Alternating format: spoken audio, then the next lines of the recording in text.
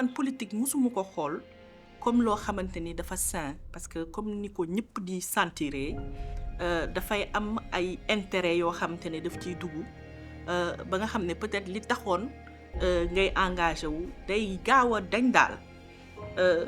donc ma réfléchir bu baax ban type d'engagement laa mënoon a am quoi ma toog déglu ku ñuy wax Ousmane Sonko à l'époque c'était en 2016 mu defoon benn interview je pense je ne sais plus dans quelle chaîne mais ba mu waxee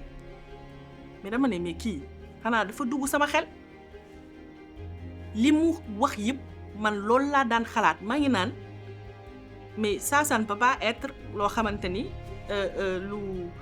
nuñ koy waxatee lu coïncidence la ma ne il faut que ma xuus ci kii mooy kan lan lay def et cetera donc c'est comme ça que j'ai commencé à faire des recherches pour xool kan mooy Ousmane Sonko ba may mën a ñëw Sénégal c'était en août 2020 ma ñëw mën a gis samay waa kër sama yaay affaire bi affecté ko bu baax a baax parce que mook sama papa comme ay séex lañu woon et ñoom ils se sont mariés très très jeunes donc mën naa ne sama yaay sama papa rek la xamoon donc ça a été une étape aussi très très dure pour elle donc ba ma ñibbisee ba ma gisee situation bi et puis ça m'a permis de me dire mais ñun lu tax ñuy daw ci xaalis lu tax ñuy daw toujours ginnaaw la réussite et cetera alors qu'il y a quelque chose de plus fort encore mais c'est la famille sama papa ba mu demee je me suis dit plus jamais je ne raterai un moment avec ma famille sama yaay laa dese dara duma jaralatil ma sori ko donc ba ma demee Sénégal ba gis loolu ba ma ñibbisee j'ai réfléchi je me suis dit je ne peux plus rester ici il faut que je rentre chez moi il faut que je sois à côté de ma mère et que je profite de chaque instant avec elle rôle porte-parole bi gis-gis gi ma ci am mooy dafa nekk sas bu rëy te fas yéene nañu def en sorte que ni communication bi nga xam ne moom moo war a taxaw entre gouvernement bi ak population bi mu nekk communication bu direct mu nekk communication boo xam ni mais képp ki nga xam te ni sénégalais nga mais même au-delà li nga xam ne gouvernement bi da koy def danga ko war a mën a xam mais surtout comprendre ko donc ci loolu man sama rôle moo nekk ni transmettre loolu ni mu gën a baaxee ni mu gën a simple ni mu gën a accessible ni mu gën a efficace. Pastef a permis aux Sénégalais de mieux comprendre que c'est eux qui ont le pouvoir et loolu j'espère vraiment que ça va continuer et que ñun ñi nga xamante ni xëy na yàlla nattu nañu ba ñu toog ci poste de responsabilité dinañu ko bàyyi xel toujours parce que li ñu mayoon ñeneen ñi yeneen gouvernants yi ba ñu indi suñu dëkk bi d'ailleurs fi mu ne ñun duñu am possibilité boobu jubal rek et le président de la République a bien trouvé d'ailleurs le jub-jubal jubanti parce que mënuñu def leneen lu dul jub-jubal jubanti parce que bu ñu jéggee yoon boobu rek sénégalais yi ci boppam ñoo ñu koy njëkk a rappelé.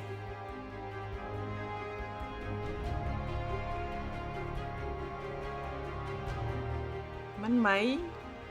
Marie-Rose Khady Fatou Faye secrétaire d'État auprès du Premier ministre en charge des relations avec les institutions et porte-parole du gouvernement. Kan mooy Marie-Rose Faye? Marie-Rose Faye, c'est une femme engagée avant tout, une femme qui veut toujours faire du mieux qu'elle peut parce que man sam papa daf ma yaree ñun sax suñu famille laay wax ci une valeur forte mooy toujours ne jamais regretter les choses ba tax na lépp lu may def dama ciy dem ba jeex loolu moom c'est un trait de caractère chez moi et naturellement ça peut me jouer des tours parce que ce soit politiquement que ce soit professionnellement que ce soit même personnellement loo xam ni moom bàyyiwoo ci dara da nga ci dem à fond ça peut ne pas toujours être vu à sa juste valeur mais au-delà de ça je suis aussi une personne très introvertie malgré ce que les gens peuvent penser je me souviens man quand j'étais un peu plus jeune mënuma woon wax ci mbooloo dama naan stressé pour tout su ma waree taxaw wax rek mais je peux stresser toute la journée en pensant ce que je vais dire benn anecdote rek laa ci mën a joxe quand je faisais ma soutenance de mémoire en master 2 ça a été un carnage ba ma commencé di wax ma voix tremblait tellement que même les membres du jury n'arrivaient même pas à entendre ce que je disais mais tout le temps ça a été comme ça mais ba ñu ci paree rapidement benn membre du jury dafa ñëw jege si ma ne ma mais ça a été très dur pour vous parce que nous on a pensé que da ngay commencer mu xaw a metti tuuti mais après ça va aller mais finalement ça a été sur tout le parcours quoi et ça m'a tellement fait mal que je me suis enfermée dans ma chambre quand je suis rentrée et j'ai fait une introspection sur moi-même en me disant je ne veux plus que ça m'arrive je ne veux plus être stressée je veux montrer ce qui est en moi vraiment et depuis boobu c'est comme un miracle je ne stresse plus et ça a même été des sujets durant mon parcours professionnel parce que je me souviens j'ai eu un manager qui était elle très stressée et man en mode à la cool donc ça a toujours été un clash mais au final on a fini par être de très très bonnes amies et c'est moi-même qui l'apaisais dans des moments un peu compliqués et donc pour moi ça a été quelque chose de très très fort donc Marie Rose Faye c'est une personne engagée une personne sincère et qui va à fond dans tout ce qu'elle fait voilà alors bëri na li nga xamante ni moo gën a am impact ci man bëri na ci loolu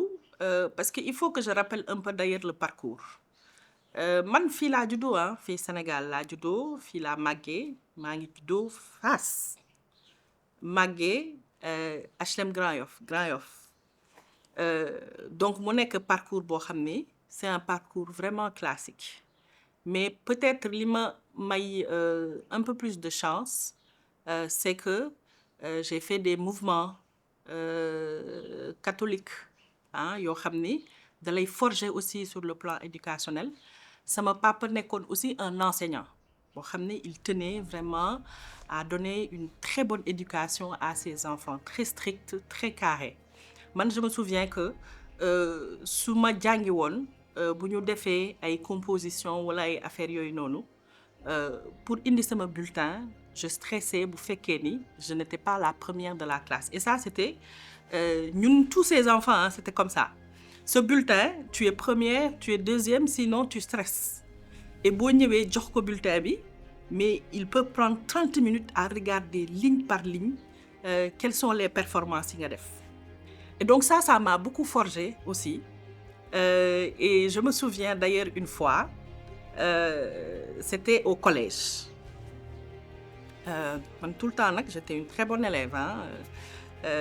et puis une fois en maths j'ai eu 5 sur 20 c'était un choc pour moi durant tout le ba may ñibbi xaw ma sax nan laa def ba ñibbi sama kër tellement maa ngi xalaat man lii nan laa koy waxee mais ba ma demee je n'ai même pas donné en fait sama bulletin à sama papa dama tëju sama néeg di jooy mais ba ma ko joxee daf ma xool ne ma c'est bien waxuma dara alors que je pensais que il allait vraiment me gronder ou des choses comme ça. Mais finalement, il savait que man ci sama bopp, je me suis fait déjà mon jugement et qu'il savait que je n'allais plus le refaire. Et je n'ai jamais eu 5. Mais dans ce parcours-là, finalement, c'est ça qui m'a forgé. Que ce soit dans les études, que ce soit dans mon parcours en France, où j'ai commencé, où j'ai fait une partie de mes études. Parce que moi, j'ai fait l'élémentaire d'abord à Sainte-Thérèse de Grand-Yoff, enfin Sainte-Thérèse de Grand Dakar, ensuite les pédagogues de Grand-Yoff, ensuite Madame Collège au SEM de Grand-Yoff, et j'ai fait mon lycée, d'abord à Galandou Diouf, ensuite j'ai eu mon bac au lycée Thierno Seydou Nourou Tall. Et c'est après ça que j'ai eu la chance d'être en France, j'étais inscrite à l'université Paris 1 Panthéon-Sorbonne, où j'ai fait mes 4 premières années d'université. Et ensuite, j'ai fait un master 2 spécialisation en double diplôme à l'ISFOGEP ESSEC. Mais ci parcours bobu, moi j'ai eu aussi beaucoup de chance. Et ça aussi, c'est un trait de caractère chez moi. Parce que, man, ba ma paree sama master 2, très souvent, xam nga, les étudiants étrangers, ils ont beaucoup de mal dans le parcours ensuite pour trouver liggéey affaire yooyu. Man, ba ma paree sama master 2, dama ne, je vais chercher du travail pendant quelque temps. Si je ne trouve pas, je rentre chez moi. Sam yaay ne ma, mais pourquoi tu veux faire ça, etc. Même mes amis, mais non, non, non, tu te réinscris pour avoir le temps. Je dis non, moi je vais prendre la PES. La PES, c'est la carte de séjour de 6 mois là. Je dis, je prends la PES. Si dans les 6 mois, je ne trouve pas du travail, c'est parce que vraiment mon avenir n'est pas ici, je rentre chez moi. Et j'ai eu beaucoup de chance. J'ai pu trouver du travail. Et d'ailleurs, la manager dont je parlais qui était stressée, c'était durant ce premier travail que j'avais trouvé. Et ça a été très enrichissant pour moi. Et j'étais dans un milieu où il n'y avait quasiment pas de noirs. Parce que j'étais dans un milieu spécialisé dans la santé. Donc dans la santé privée surtout. J'ai travaillé dans l'un des plus grands groupes de cliniques privées en France. Et durant tout ce parcours, su fekkee ni am na loo xamante ni jàng naa ko, muy la résilience. Parce qu'à chaque fois, il fallait que je prouve que mën naa li may def. Parce que da ngay dem toujours avec un préjugé boo xam ne tu es jeune, tu es une femme, tu es noire. Donc, ce handicap dafay cumuler wu. Donc, tu es toujours obligé de faire 2 fois plus que les autres pour montrer que tu sais faire.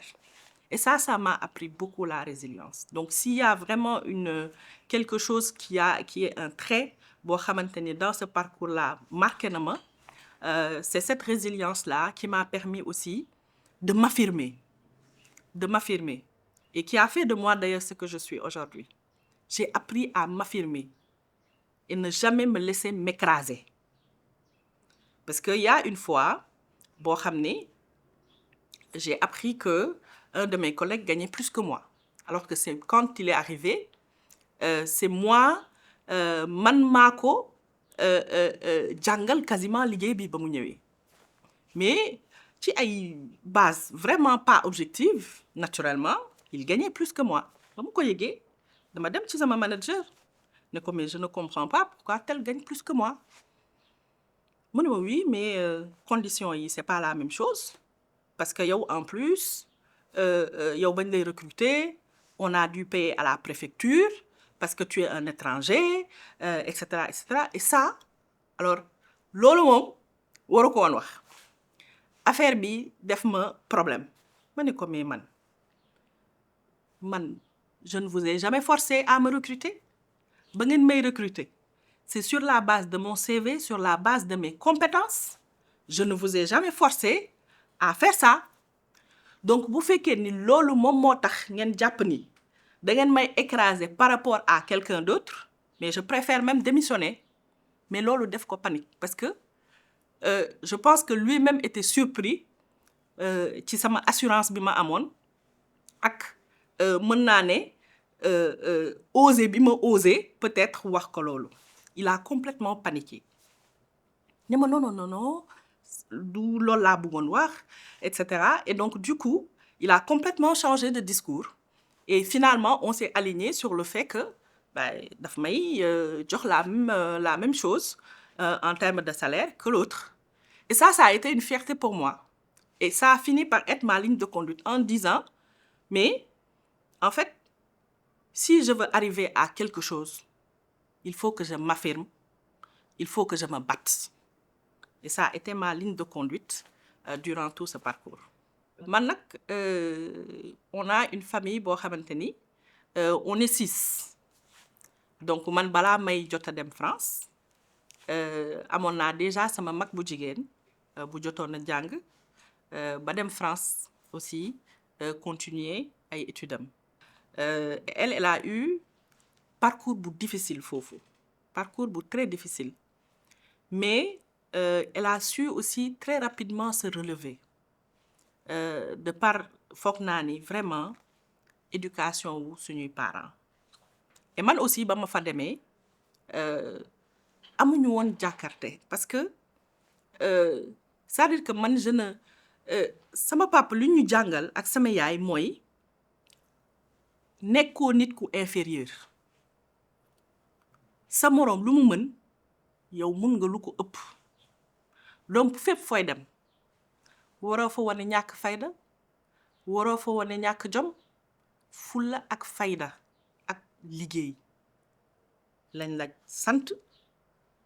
te loolu lañ la digtal. Et je pense que nag topp nañu ci loolu parce que ba ñu fa demee aussi loolu la ñu wane. Mais surtout li am importance foofu mooy ñoom dañ la juste accompagner la ci parcours boobu. Ba tax na man ci ni ma ko waxee sànq ci lépp li ma dugg rek sentiruma sama bopp comme nekk jigéen, nekk ku inférieur, nekk xale bu ndaw sans expérience xamoo li ngay def. Non non non man dama xam ni je suis capable de faire quelque chose de bien. Et fépp fu ma dem sama état d'esprit foofu la musa toll ba tax na musuma sentiru inférieur par rapport à un vis-à-vis. Et loolu force bu mag a mag la parce que li ñuy wax yépp ci ay complexe wala affaire yooyu, moi je n'ai jamais nourri de complexe vis-à-vis de quelqu'un. Et ça je pense que ci sama force yu gën a mag la parce que ça me permet toujours de me relever ci certaines conditions yi. Donc dem France nekk na loo xam ni épreuve la parce que da ngay dem foo xam ni xamoo ko, da ngay dem foo xam ni bokkoo ak ñoom gis-gis mais bu fekkee ni am nga éducation bu dëgër, am nga taxawaay bu dëgër du la sonal trop. Et man vraiment am naa chance boobu sama parcours nekkul parcours boo xamante ni métti na méttiwaay boo xamante ni war naa ci mën a taxaw parce que moi dès que j'ai eu mon premier emploi ça s'est enchaîné. Man foog naa ni si je peux le dire modestement j'ai fait benn wala ñaari entretien dans ma vie. Premier entretien de travail bi ma defoon ba may doog a am liggéey. Après tout le reste ça a été des connexions. Nit ñu ma xamoon ci sama liggéey xam ci sama sérieux ñu jàpp ne mën nañu liggéey ak man ñu ñëw waxtaan ak man ñu continuer liggéey bi. Et donc loolu je pense que lu am solo la loo xamante ni trait de caractère la aussi. Fulla ak fayda lépp ci looy def day tax aussi yàlla jàppale la ci lu bari. Xam nga dem étranger moom expérience la en soi parce que déjà voyager rek bàyyi sa dëkk bàyyi sa njaboot bàyyi li nga xam ne moom nga xam sa environnement loolu rek expérience la bu forte boo xam ne dafay tax nga gën a dëgër waaye tamit mën naa ne intersectionnalité loolu ku tudd Kimberly Crenshaw mu nekk femme noire américaine moo ko théorisé woon pour montrer ni que boo nekkee femme jigéen nekk noir dans des conditions yoo xamante ni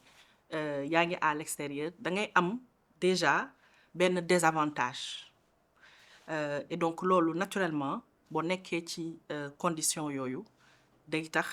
nga gën a dëgër nga gën a joxe ah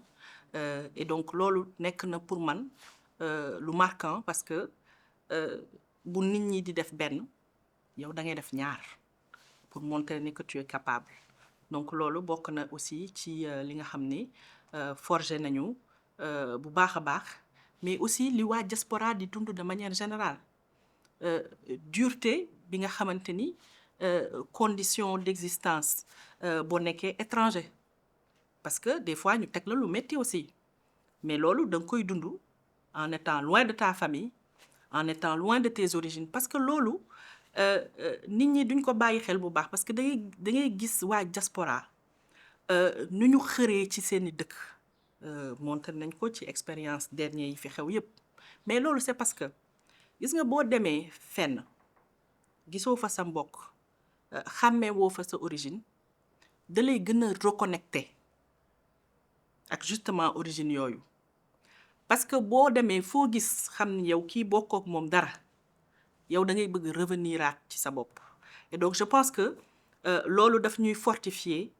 bu baax a baax waa diaspora bi looloo tax dañuy bëgg aussi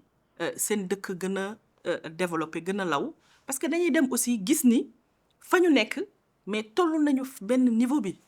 et donc ce n'est pas impossible et donc da lay bëgg revenir loo ci benn espoir boo xamante ni jàpp nga ni loolu bu ñu ci farloo tuuti rek mais mun nañu jëm fu gën a sori donc je pense que voyager à l'étranger moom expérience la unique boo xamante ni man jàpp naa ni sax bépp sénégalais daf ko war a def dem xooli leneen feneen la fay xew mu nekk benn expérience supplémentaire boo xam ni jàpp naa ni day enrichir ku nekk. sama dellu Sénégal dafa nekk période bu am importance pour man ci sama parcours parce que yàlla defoon na ni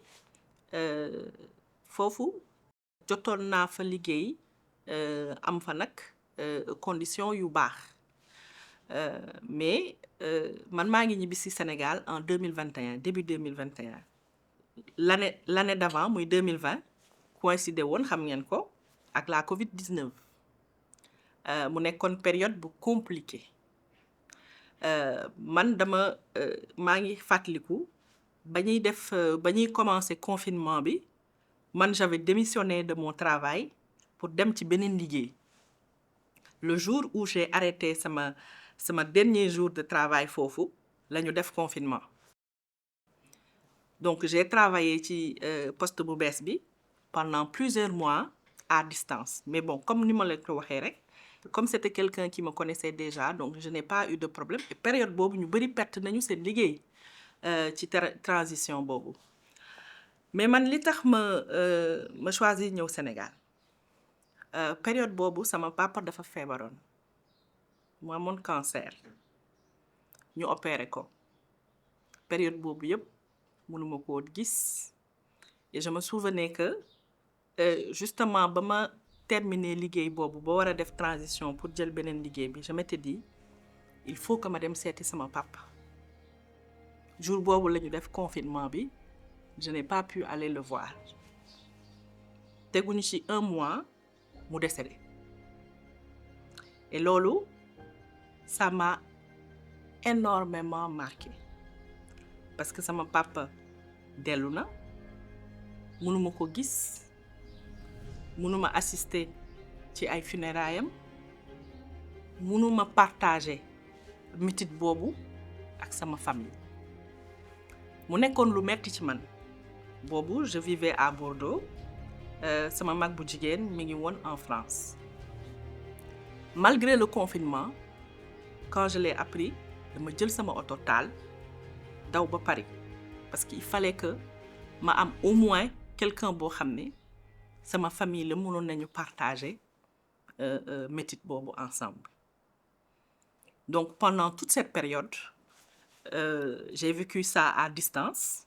mu nekkoon période bu metti donc il est décédé au mois de mai. Je pense que ba may ñëw Sénégal c'était en août ba may mën a ñëw Sénégal c'était en août 2020 ma ñëw mën a gis samay waa kër sama yaay affaire bi affecté ko bu baax a baax parce que mook sama papa comme ay séex lañu woon et ñoom ils se sont mariés très très jeunes donc mun naa ne sama yaay sama papa rek la xamoon donc ça a été une étape aussi très très dure pour elle donc ba ma ñibbisee ba ma gisee situation bi et puis ça m'a permis de me dire mais ñun lu tax ñuy daw ci xaalis lu tax ñuy daw toujours ginnaaw la réussite etc. alors qu'il y a quelque chose de plus fort encore mais c'est la famille. Sama papa ba mu demee je me suis dit plus jamais je ne raterai un moment avec ma famille. Sama yaay laa dese dara duma jaralatil ma sori ko donc ba ma demee Sénégal ba gis loolu ba ma ñibbisee j'ai réfléchi, je me suis dit je ne peux plus rester ici. Il faut que je rentre chez moi, il faut que je sois à côté de ma mère et que je profite de chaque instant avec elle. Boobu fekk na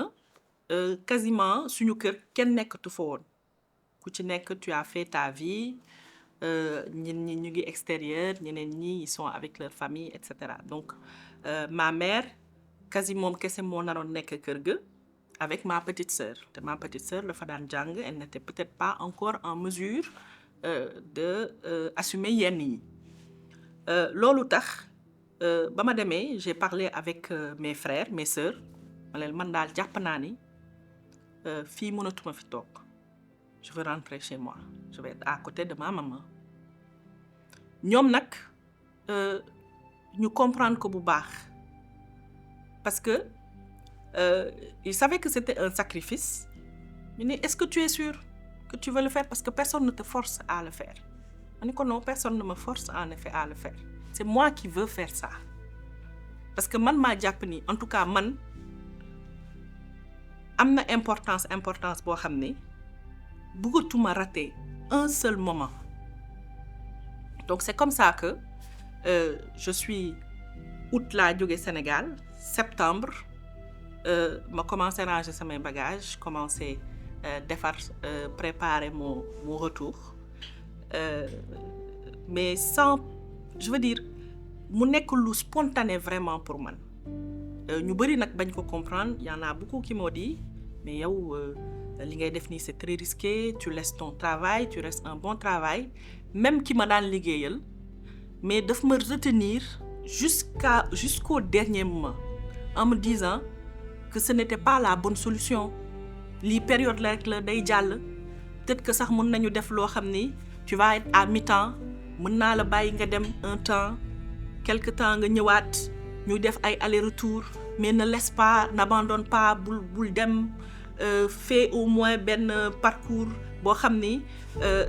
da ngay dem tuuti ñëwaat n'abandonne pas comme ça de manière trop stricte ma ne ko non ce besoin c'est un besoin boo xam ni mënuma ko expliquer je ne veux pas m'embêter à penser au travail wala des choses comme ça yàlla moo xam dénk naa sama bopp yàlla li am importance pour man fi mu ne nii mooy sama famille plus particulièrement sama yaay et c'est comme ça que je suis rentrée vraiment sans penser à si j'allais avoir un travail ici au Sénégal wala dinaa ci génn wala lenn li ma amaloon importance rek mooy nekk à côté de sama yaay ba ma ñëwee aussi je pense que yàlla suturaal na ma ci bu baax a baax parce que awuma ci benn problème ba ma ñëwee j'ai trouvé des anciens prestataires yoo xam ne dama laan liggéey ak ñoom dans le cadre de mon travail ba ñu xamee ni damay ñibbisi tout de suite lañ ma contacter na ma kaay xool li ñuy def nous on est maintenant au Sénégal et cetera ñëwal xool ce qu'on fait ba ma ñëwee ñu ne ma on a besoin de toi il faut que nga ñëw dimbali ñu sur cette partie-là parce que on veut développer ça et ça Et donc, ça a été une occasion pour moi de reprendre le travail. Et depuis, ça se passe très bien. Vraiment, expérience bobo, expérience bu marquant le pour man. C'était pas facile de prendre la décision, mais moi, je n'ai pas réfléchi, je l'ai prise et je ne l'ai jamais regretté. C'est mon engagement politique. Fi mu commencé France là, parce que foofu laa commencé engagé wu politiquement. Et comme ni ma la ko waxee sànq, boo nekkee diaspora, ce rattachement à tes origines dafay gën a fort.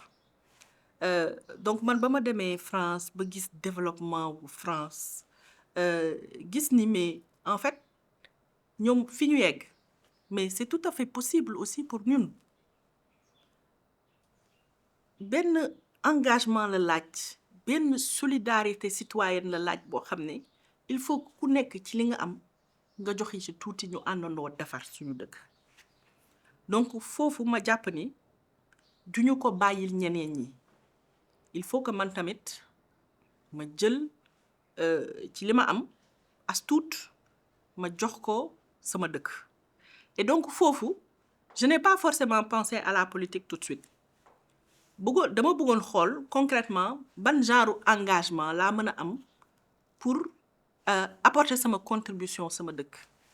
Xalaat naa engagement associatif, xalaatoon naa aussi engagement politique parce que man politique nekk na quand même loo xam ne dama ci mës a nekk parce que man sama papa moom parti démocratique sénégalais la daan militer. Nekkoon fa kàngam bu mag même si ñu bari xamuñu ko woon. Mais il était très proche du président Abdoulaye Wade def ak moom ay affaires yu bari. Mais même chez nous même suñu kër débat politique dafa nekkoon loo xamante ni mais dañu ko daan def tout le temps à la maison dañ naan seetaan ay débat ak ay affaires yooyu. Donc loolu nekkoon na loo xam ne déjà nekkoon na ci man.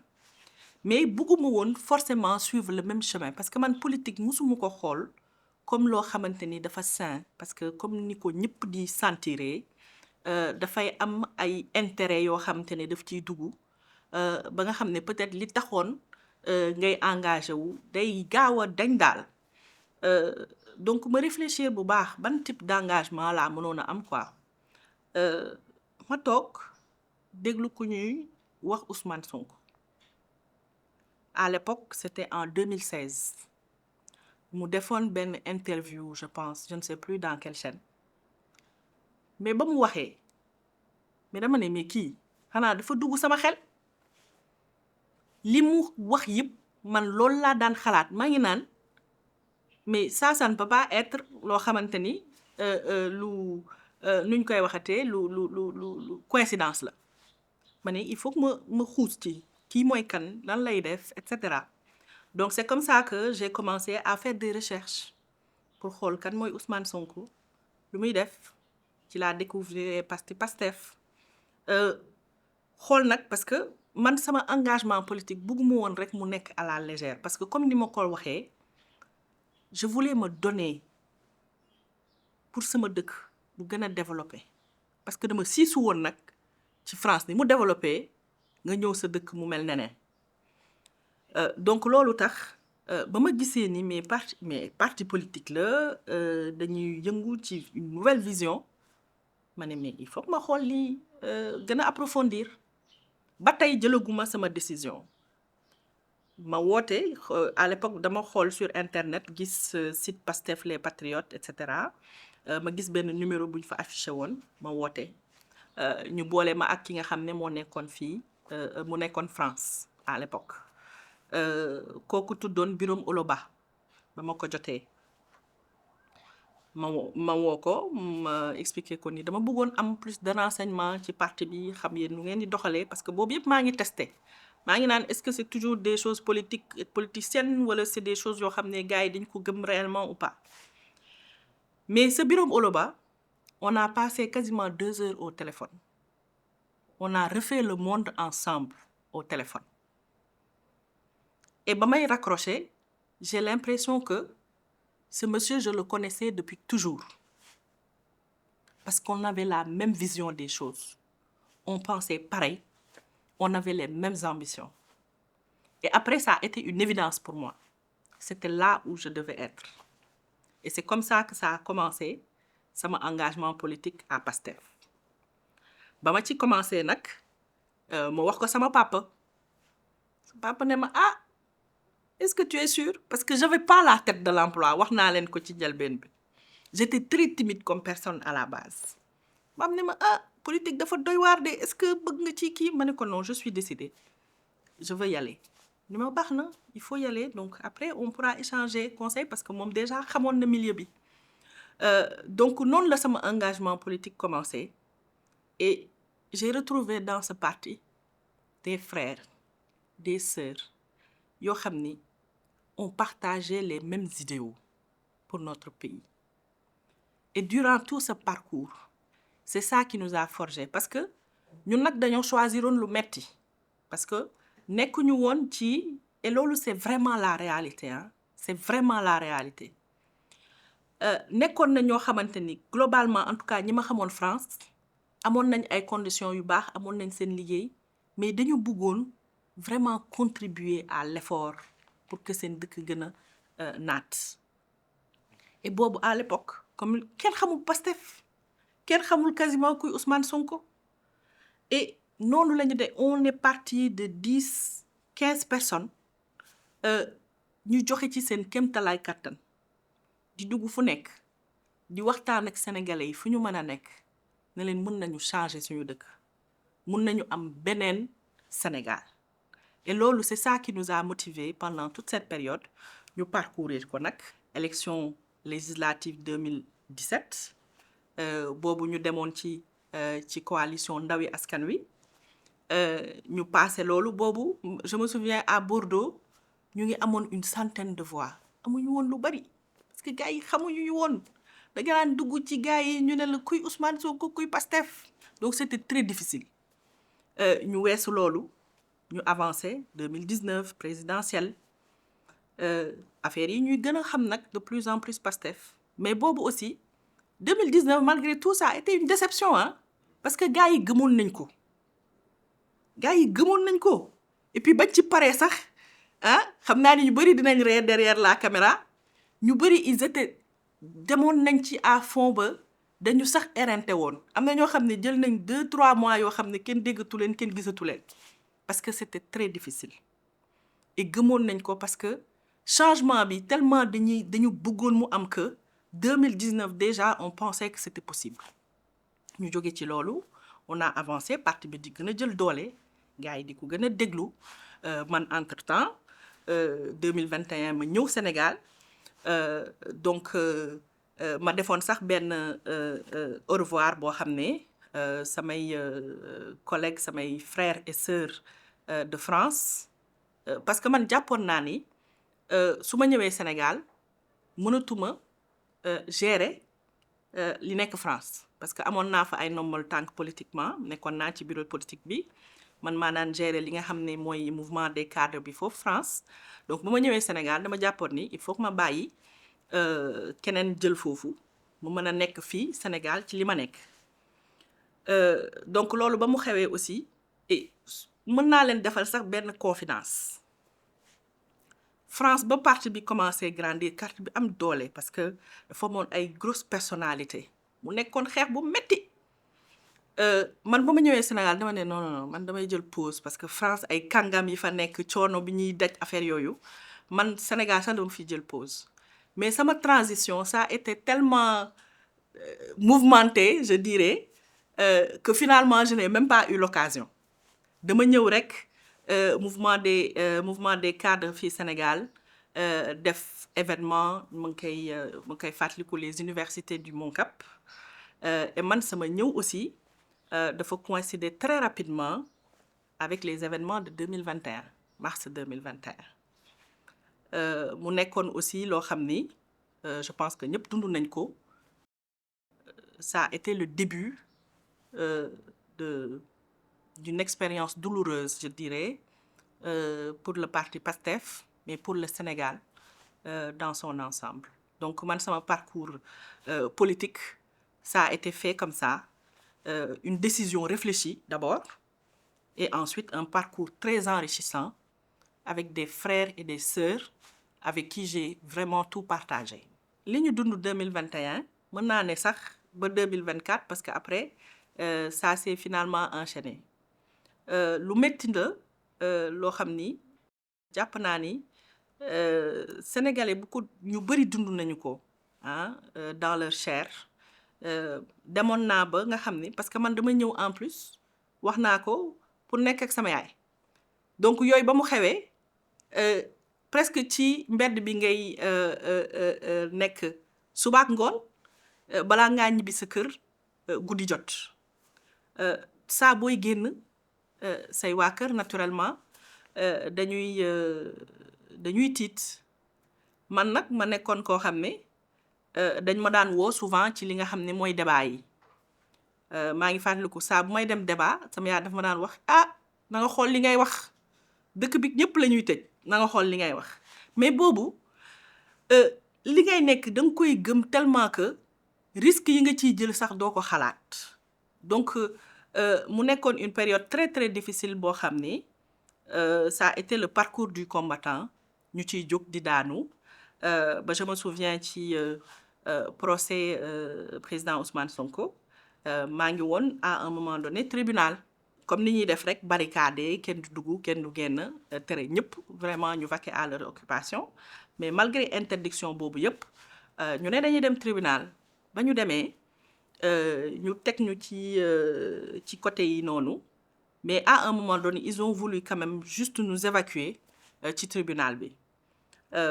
ci noonu le policier était tellement arrogant bam ñuy pousse ci tribunal bi di saaga mais loolu métti ma ne ko mais bu ñu saaga man boo ma saagawee damay fayu ci loolu mu ne ma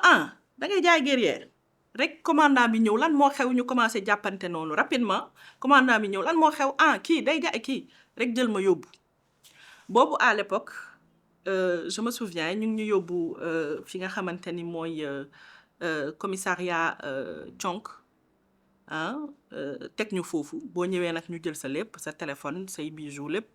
je me souviens ci vague boobu man rek maa fa nekkoon jigéen donc ñu daal di jël góor ñi daal di leen dugal ci grille bi man ñu teg ma ci benn banc foofu isolé ma foofu. loolu duma koy bëgg di wax sax mais boobu fekk na maa ngi doog a am doom sama doom mi ngi woon ci 2 mois et demi 3 mois. donc ba ñu déjà bu may génn sama yaay mi ngi paniqué mais maa ngi ko naan lii moom kenn du ma teree de toute façon dem ba ma demee bañ ma téyee nag ma ne leen il faut ma woo samay waa kër ñu xam ci lu ma nekk parce que dama am doom te xale bi day fay nàmp mais xam nga rek duñ la gëm donc ñu nekk ci loolu toute la journée gars yi di ñëw nag par vague chaque 1 heure 2 heures ñu indi vague bu bees. chaque 1 heure 2 heures ñu indi vague bu bees ma insister ne leen man il faut que ma woo sama waa kër parce que comme ni ma leen ko waxee dama am doom dama am liir il faut que ñu xam ci li ma nekk gëmuñu ma boobu yàlla nag dafa def dama amoon écouteur connecté yi ba ñuy jël sama téléphone jëluñu woon sama écouteur connecté dama jékki-jékki rek xalaat ko ma ne mais man maa ngi sama écouteur connecté bi donc ma daal di ko bës mu woo dernier appel bi sama yaay la woon parce que ba may génn donc noonu ni ma toogee noonu mu daal di jël téléphone bi ma ngi koy wax nànk bañ kenn dégguma parce que j'étais pas très loin de gars yi ma ne ko maa ngi commissariat maa ngi police dañ ma jàpp léegi woowal Abass Fall noonu ma coupé heureusement comprendre na li ma wax donc noonu tuuti xam naa ni ça s'est actionné woon na Abass Fall parce que maa ngi yegg si quasiment foofu je pense ay 10 heures parce que suba teel la woon je pense que ay 19 heures le avocat yi ñëw boobu ñun on était coupé du monde parce que xamuñu lan moo xew avocat yi bi mu ñëwee maître Sow ñoom ñëpp ñëw macha allah boobu fekk na gars yi interroger ma ba pare ne ma waaw loo daan def tribunal parce que interdiction la woon et cetera ma leen mais man dama ñëwoon seet si procès bi ñu ne ma ah bon da nga ñëwoon seet si procès bi waaw d'accord ñuy dem ak ñëw di dugg ak génn et boobu la consigne qui avait été donnée c'est que ñëpp la ñuy déférer man dama jékki-jékki rek sama yaay ñëw ak sama doom ñu jox ma ko pour ma nàmpal ko boobu aussi ba gars yi gisee loolu foog naa ni dañu paniqué parce que ci la ñu ñëwaat ne ma mais waxoo ñu ni da nga amoon doom ma ne la ah mais suba ba tey maa ngi leen koy wax donc ci noonu ñu bàyyi ma ak sama doom en intimité et ensuite ñu dem waxtaan ak avocat yi ba tey man maa ngi toog sama yaay refusé jël xale bi ba ma paree parce que nee na man maa yaayam il faut que doomam toog sama doom toog ak man parce que day nàmp en plus donc ci noonu foog naa ni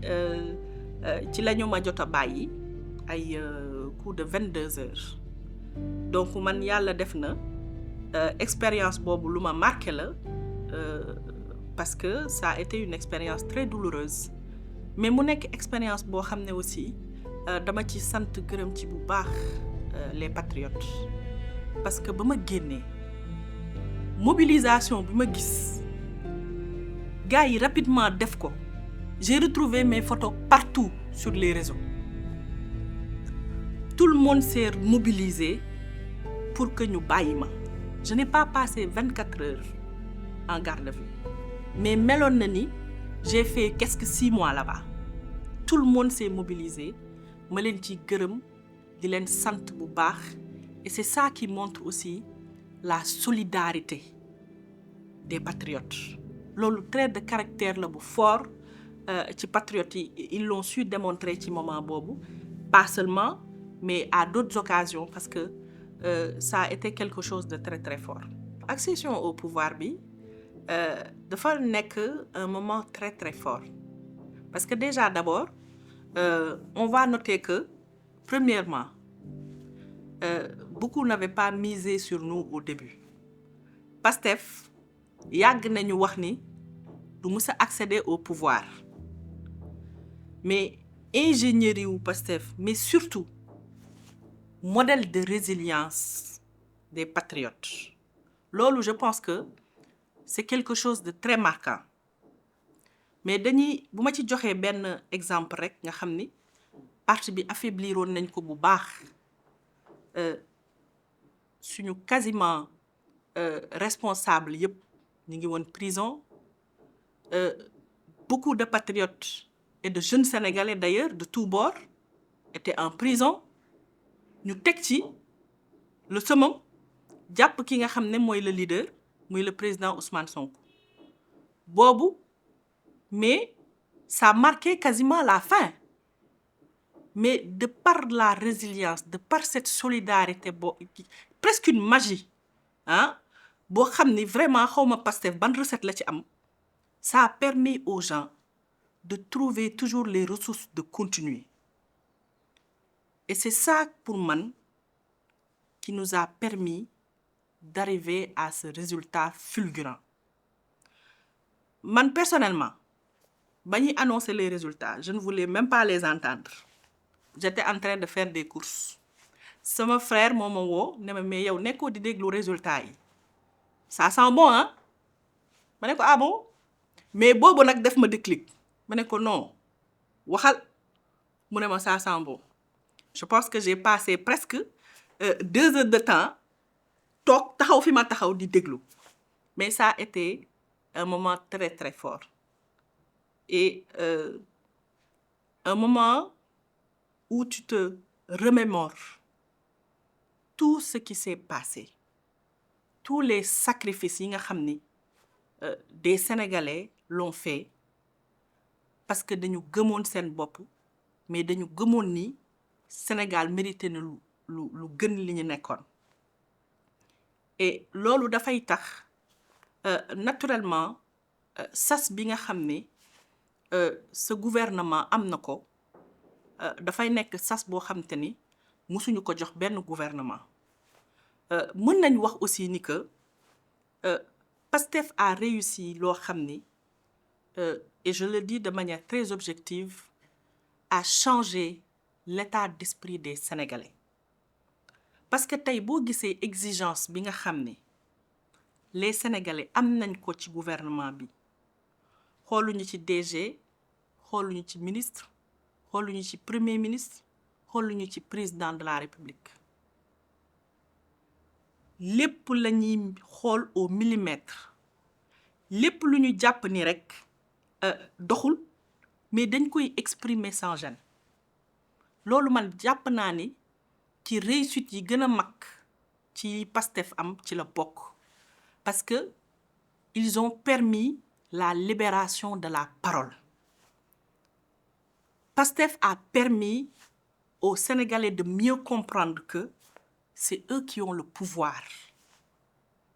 Et loolu, j'espère vraiment que ça va continuer et que ñun ñi nga xamante ni xëy na yàlla nattu nañu ba ñu toog ci poste de responsabilité dinañu ko bàyyi xel toujours.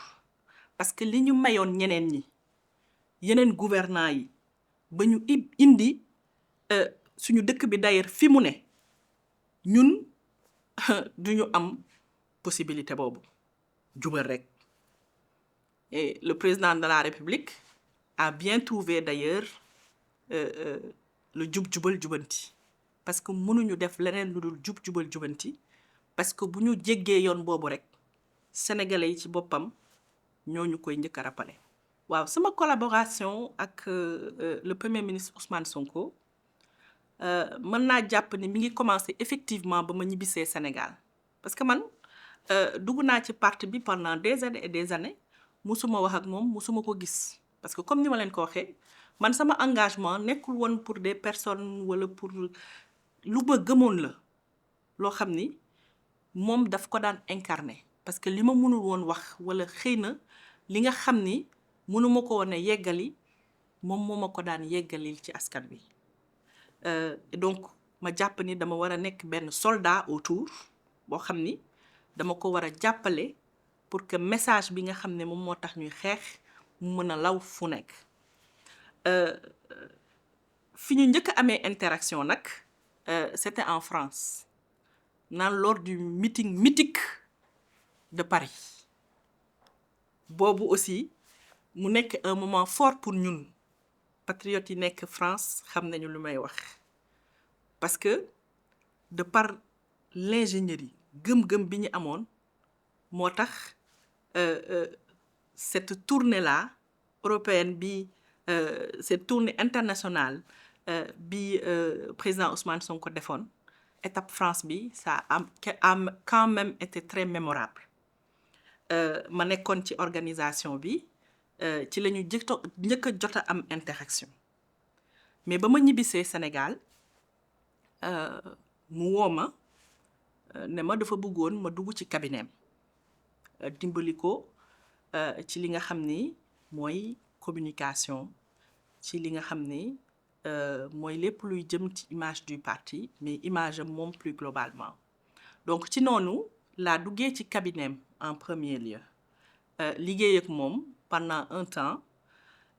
ensuite ñu réorganiser li nga xam ni mooy bureau politique u parti bi ci la ñu ma jot a def porte-parole adjointe ci noonu laa continuer ba tey maa ngi doon la porte-parole adjointe donc sama interaction ak le président du parti Ousmane Sonko foofu la commencé noonu la débuté je veux dire de manière plus directe et ci noonu la ñu continuer le président Bassirou Diomaye Diakhar Faye comme ni ma ko rappelé à certaines autres occasions moom dafa nekk un des architectes de la structuration du parti mu nekkoon d'abord le coordonnateur du MONCAP mu liggéey bu baax a baax nag ci structuration ou coordination diaspora yi ci loolu la ñu njëkk a amee interaction parce que ñun ba ñuy teg li nga xam ne mooy MONCAP dañu ci jàppoon moom daf ci jàppoon bu baax a baax foofu la ñu commencé am interaction boobu ça date de 2018 2000 même bien avant 2017 mën naa jàpp ni moom laa mën nañ jàpp ni moom laa gën a amal sax interaction ci parti bi. rôle porte-parole bi gis-gis gi ma ci am mooy dafa nekk sas bu rëy te fas yéene nañu def en sorte que ni communication bi nga xam ne moom moo war a taxaw entre gouvernement bi ak population bi mu nekk communication bu direct mu nekk communication boo xam ni mais képp ki nga xam te ni sénégalais nga mais même au-delà li nga xam ne gouvernement bi da koy def danga ko war a mën a xam mais surtout comprendre ko donc ci loolu man sama rôle moo nekk ni transmettre loolu ni mu gën a baaxee ni mu gën a simple ni mu gën a accessible ni mu gën a efficace ñun ay soldats lañu donc loolu dafay tax rek ni que bu gouvernement bi taxawee ci ay action sénégalais bi war na xam action boobu lan moo ko waral déjà lu tax ñu def ko mais lan lay indi ci moom ci lu baax ba tax na dina gën a jàppale gouvernement bi ci effort yi nga xamante ni moom lay def donc taxawaayu vraiment porte-parole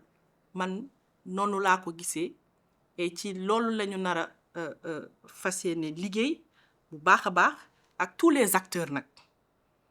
liggéey ci ak ñi nga xamante ni ñoo am ay structures médiatiques waaye liggéey ci aussi ak yeneen structure état bi nga xam ne ñu ngi yëngu ci wàllu communication waaye liggéey ci ak l'ensemble du gouvernement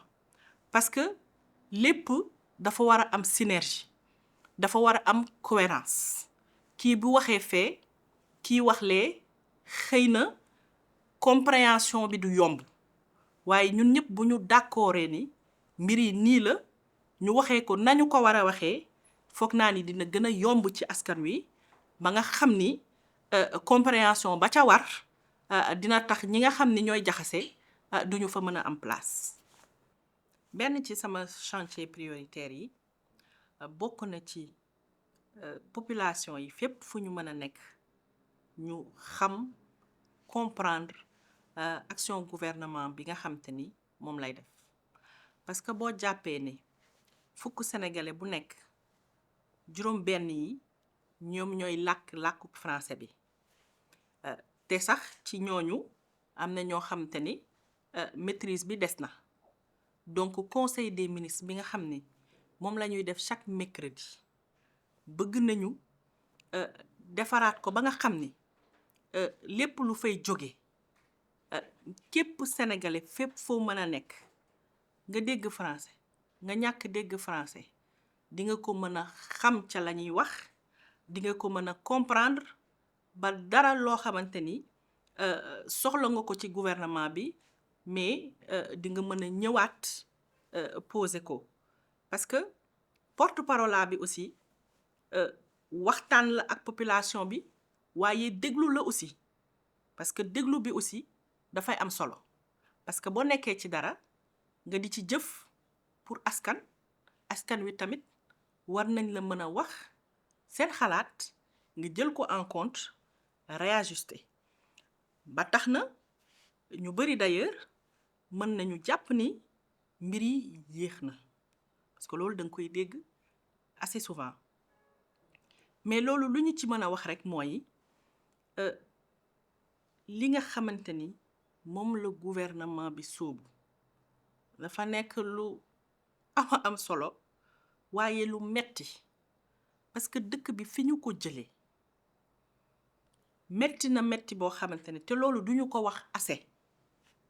parce que ñu bari dañu naan liggéey moom moo tax ñu fal leen yéen liggéey leen pour du leen gestu ginnaaw mais loolu moom mooy erreur bi parce que balaa ngaa liggéey li war il faut que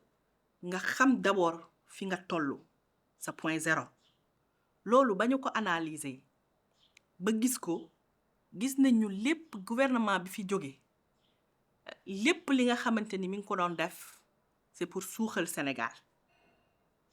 te loolu balaa ñu ko daan gën a xam ñu nekkoon ñi nga xamante ni ñoom ñoo ñëwaat au pouvoir. Donc tey jii li xew naam ci diggante solu ak summi rafle xaj na fa waaye gouvernement bi nga xam ne ba mu méttee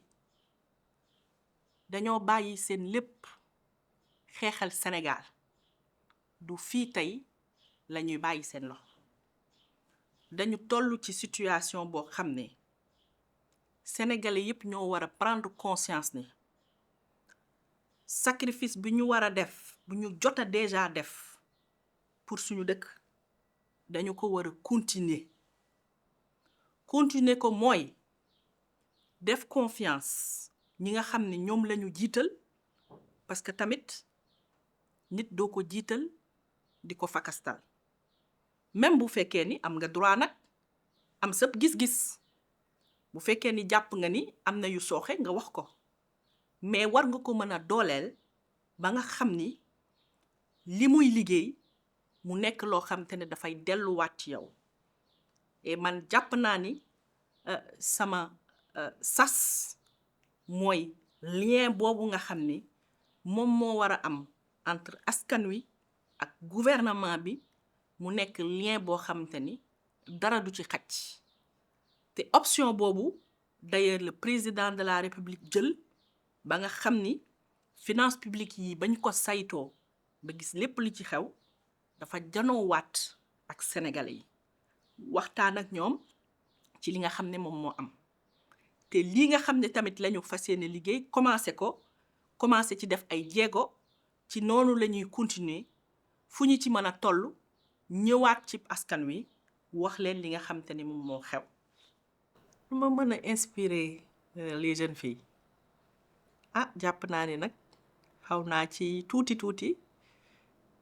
wala xaw na teel waaye nag bu amee loo xam ne xëy na mën naa ko dolli rek ci sama parcours ak expérience bu ndaw bi ma jot a am mooy résilience nit moom lépp loo war a mën a dugg da nga ci war a mën a am li nga xamante ni mooy résilience waaye tamit ñu jàpp ni dëkk boo gis dañu war a am benn justice sociale am benn égalité des chances bu tax ku nekk da ngay def sa choix ni nga ko bëggee on doit donner vraiment laisser les gens faire leur choix et que mu bañ a nekk aussi un complexe